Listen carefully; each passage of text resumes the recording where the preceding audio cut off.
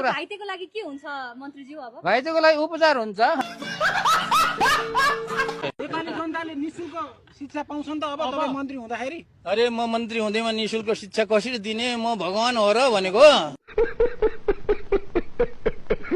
एउटा न एउटा त केही त राम्रो काम त केही न केही होला त नि, गरौँला। अहिले नि कसरी भन्ने, त्यो पत्रकारहरूले त नपेल्नु न हो। यति धेरै एनर्जी चाहिँ कसरी आउँछ सर? र इनर्जीको कुरा त भात खाएपछि आउँछ इनर्जी। मन्त्री नबन्नु भनेर भनिन्छ। मन्त्री त म मन्त्री होइन। क्या बात कर रहे हैं? एउटा जिम्मेवारी, एउटा भनौँ न, एउटा औपचारिक रूपमा मन्त्री भएको हो, तर व्यवहारमा चाहिँ म मन्त्री हुँदैन। कुरो घाँस त्यो हो क्या। अरूले चाहिँ सेवा सुविधाहरू छोडिरहनु भएको छ, हजुरको केही छ त्यस्तो मन्त्रीहरू बन्दै गर्दाखेरि पाएको? सेवा सुविधा मलाई केही पनि चाहिन्न। म चाहिँ अब मन्त्रालयमै बस्ने हो, त्यहीँ ओछ्यान लाउने हो, त्यहीँ सुत्ने हो।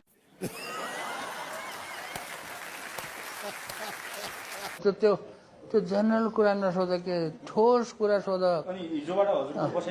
यतै छ त, फेरि जनरल कुरा सोधे। त्यो मार्केटले मैले गरेको होइन।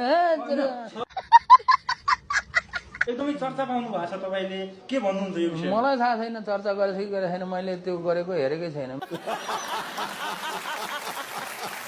आफ्नो काममा व्यस्त भइरहेछ यो विषयमा के म आफ्नो काममा व्यस्त छु। जाऊ सामाजिक सञ्जालमा चाहिँ कहिलेकाहीँ के हुन्छ कुनै आलोचकलाई चाहिँ अलि कडाइसँग, अझ भन्दा कहिलेकाहीँ त अलि तिक्ततापूर्ण तरिकाले, अझ कहिलेकाहीँ त तल्लै त झरेर पनि जवाफ दिनुहुन्छ क्या? किनभने म चाहिँ मान्छे हो। आशा त धेरै छ तपाईँबाट। आश गरेर हुँदैन, नेपालीहरू धेरै आश गर्छ क्या। आफूले चाहिँ काम गर्दैन, आफूले काम गर्दैन, आश मात्र धेरै गर्छन् होइन। बात त सही है। यो क्षेत्रमा तपाईँले के गर्दै हुनुहुन्छ त? अब के गरिन्छ भन्ने कुरा त अहिले भन्ने कुरा होइन क्या। त्यो त अपरझट किताब बेच्दै गरेको मान्छेलाई यहाँ ल्याएर मन्त्री बनाइदिएपछि बिरामीहरूलाई आत्मबल बढाउनको लागि चाहिँ हजुरले के टिप्स दिएर आउनु भयो? स्याउ, अब के अरे फुलको गुच्चा अनि केरा। 23 र 24 गतिको घटनालाई यहाँले कसरी हेर्नु भएको छ? 23 र 24 गते त म त उहाँ के अरे इलामको माथि फाकफुकथुङ भन्ने ठाउँतिर थियो।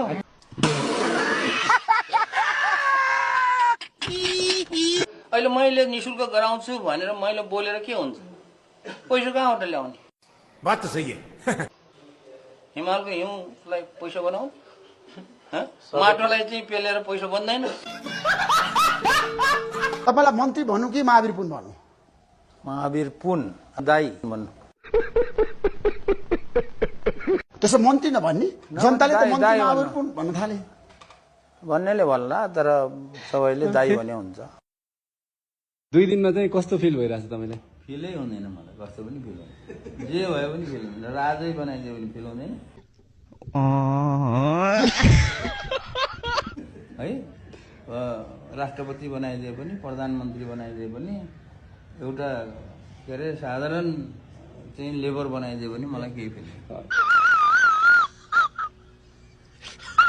कुरा। मलाई कसैले पनि गिफ्ट नदेऊ भन्छु, गिफ्ट दिन्छ, दियो भने मैले बेचिदिन्छु, त्यही हो। नेपालमै बसेर केही गरौँ भन्ने युवाहरूलाई चाहिँ के सन्देश दिन चाहनुहुन्छ? जेसुकै गर भन्ने सन्देश दिन्छु मैले। थाहा छ तपाईँ धेरै अध्ययनशील मान्छे हो, व्यक्ति हो महावीर पुन। अध्ययनशील होइन म, होइन व्यावहारिक ज्ञान तपाईँसँग धेरै छ क्या? मैले चिनेको काम गर्दै जाँदाखेरि गरेको हो, म अध्ययन गर्दैन। पढ्दैन पढ्ने? बुक लेख्नुपर्छ अब चाहिँ भन्ने चाहिँ के कारणले ड्राइभ गर्यो? त्यो कुरा त्यो बुकमा छर्लङ्ग सुरुको पेजमाथि छर्लङ्गै पारेको छु। तपाईँ चुनाव लड्ने कि नलड्ने? म नलड्ने।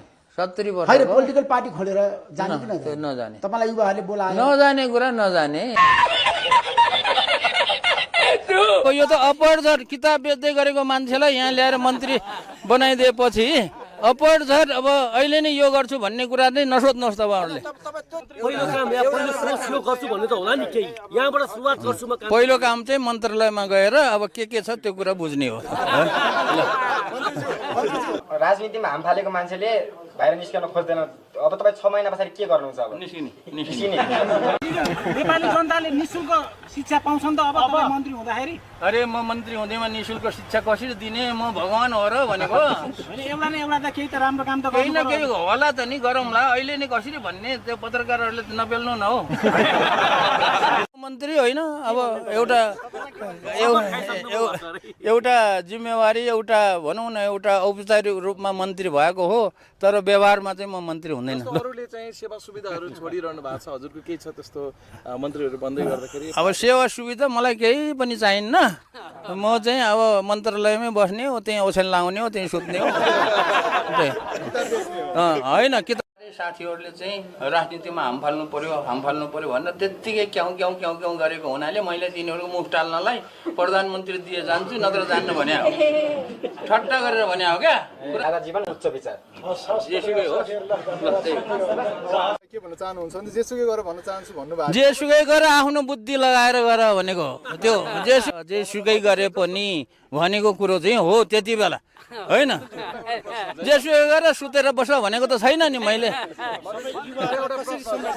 पहिलो पनि आविष्कारक हुनुहुन्छ यो क्षेत्रमा तपाईँले के गर्दै हुनुहुन्छ त अब के गरिन्छ भन्ने कुरा त अहिले भन्ने कुरा होइन क्या म जस्तो म शिवजी अथवा म भगवान भइदिएको भएदेखि मैले चाहिँ होइन त्रिनेत्र लगाएर म यसो गर्छु भन्ने थिएँ